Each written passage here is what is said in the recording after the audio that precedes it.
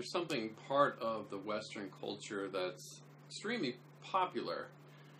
Alcohol, cigarettes, drugs, recreational drugs, pharmaceutical drugs, all sorts of mind-altering substances are out there. And it's just part of our culture now. It's not something that we have to go very far to find it. It's everywhere. And many people are deeply addicted. They don't even know it. Most people are addicted and don't even know it. Okay, it's a big assumption right there that most people are in some form of addiction. And yet, I dare you to take a poll, to go out there and really ask people to be honest with themselves and see if they can give up whatever substance for 90 days and see if they go through any sort of withdrawal. Okay? There's all sorts of addictions out there.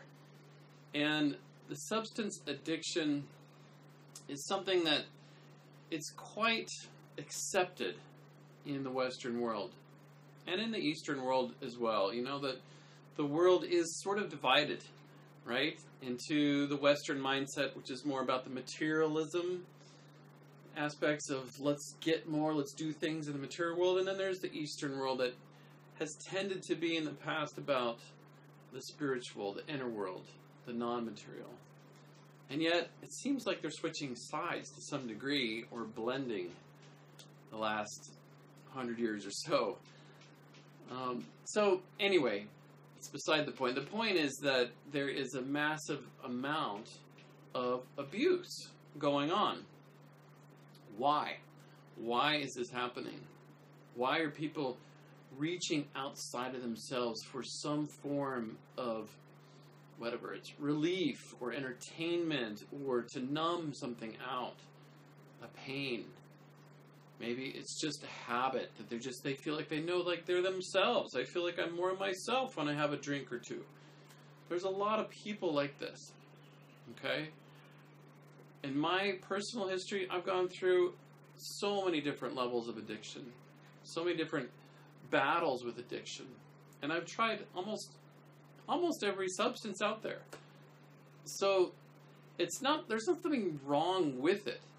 It's not a bad thing. It's just that there's not the awareness that there's the addict that's there. If there's an awareness that you're an addict, awesome.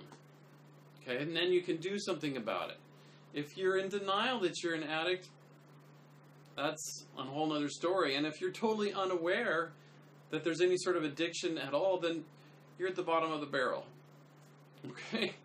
So there's nothing wrong with substance. It's all part of the God force. It was brought here, and it's here for a reason. It's here to awaken consciousness. It's here to bring us out of our slumber, to create a whole new paradigm, a shift in thinking. And it's a medicine as well. There's a positive and a negative to everything. And yet, when we fall into an addiction, when we lose our truth, our heart, our soul, our spirit to a substance, when we give over our life force to a substance saying, yeah, I need this cigarette to calm down. If I don't have my cigarettes, I can't relax. Then you're powerless. Then your power is in the substance. You bow down to the cigarette. Okay? So be careful of what you bow down to. Right? Are you bowing down to a substance that you want to bow down to? That you feel proud? You could stand up in a crowd of all the people that you know in your life, your friends and family, and say, yeah, this is God. This substance is God. And you feel really good about that.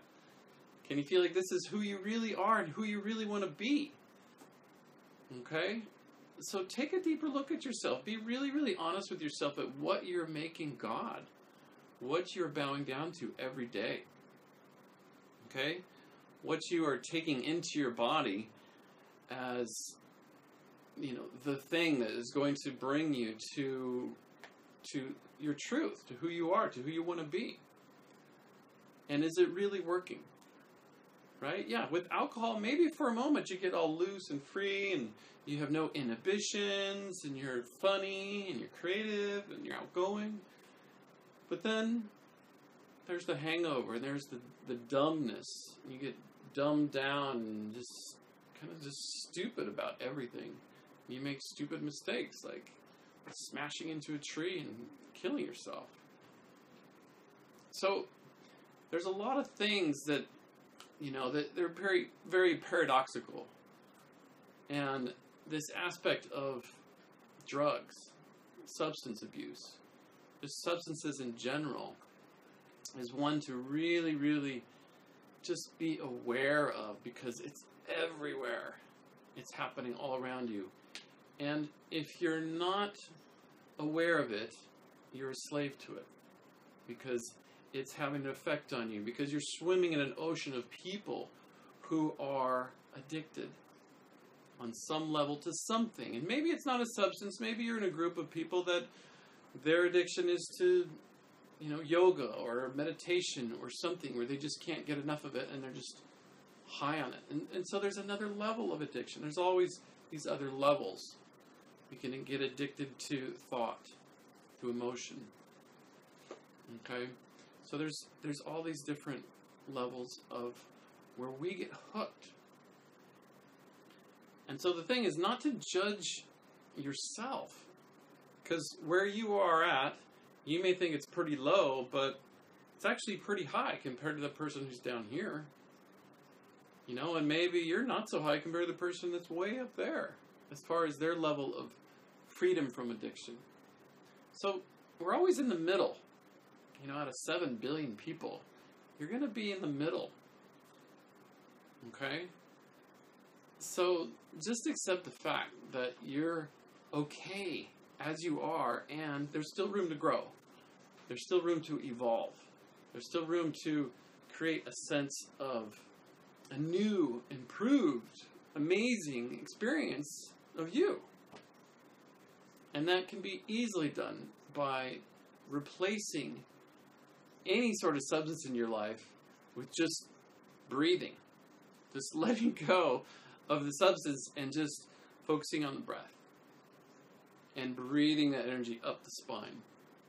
And yes, breathing can be an addiction too, but it's a very healthy one. It's a conscious one. It brings you into your highest level of consciousness.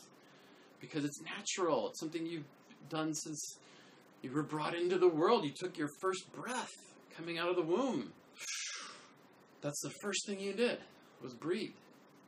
And it's the last thing you'll do when you die. So get to know your breath. Your breath is sacred. It can bring you to such a high, such an incredible, expanded state of energy, consciousness, emotion, awareness.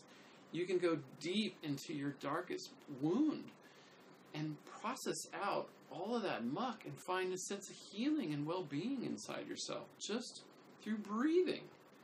Breathing and welcoming the breath into the feeling.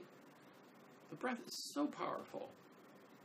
It's an amazing thing to worship. If you're going to worship something, worship your breath. Because there's energy in there. There's consciousness coming into you. And you're releasing things that don't necessarily serve you. You're letting go of the heaviness and bringing in the lightness. And maybe some days you need to be more heavy, more grounded, more rooted, and let go of the light, fluffy, rainbow unicorn world. Okay, so it's, there is a balance to life. Substances have its place in the world, and yet just know where you are at in your relationship to it. That's the most important thing, is be honest with yourself. And notice, how is it affecting your relationships? Your friends, family, your lovers, the people closest to you, they will tell you how good or bad you are in your level of addiction, how healthy or unhealthy you are. They'll let you know. And you can just ask them if they don't tell you. Just say, what do you think? Do you think I'm an alcoholic? I drink every weekend with everybody else. But can you stop? Can you go 90 days and not have withdrawal symptoms? Okay? Can you not try to replace it with something else? Right?